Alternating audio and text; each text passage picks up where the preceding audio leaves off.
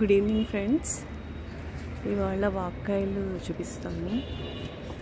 Already 2-3 సార్లు కోసాము.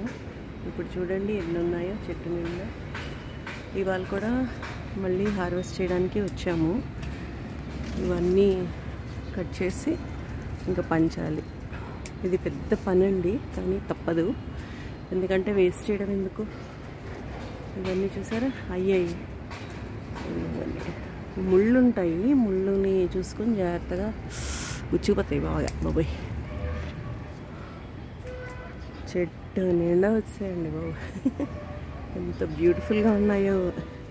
ఇక పండిపోతే ఇలా అయిపోతుంది. ఇది చూసారా, ఇది మళ్ళీ కింద పడి మళ్ళీ మొక్క వస్తుంది. దాంట్లో వేసేద్దాం.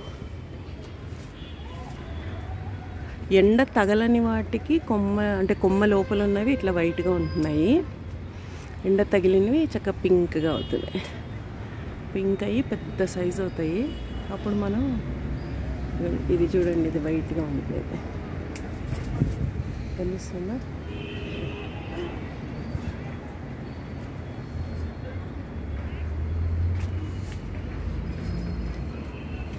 ఇక్కడ చూడండి ఎన్ని ఉన్నాయో, గుత్తులు గుత్తులు.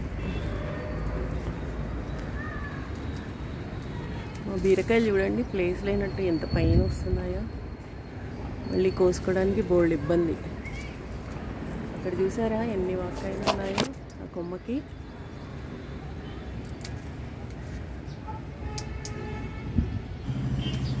చూసారండి ఎన్ని గుత్తులో. ఇవన్నీ కొయ్యాలి. అన్నీ కోసాక మీకు లాస్ట్లో ఎన్ని వచ్చాయో చూపిస్తాను.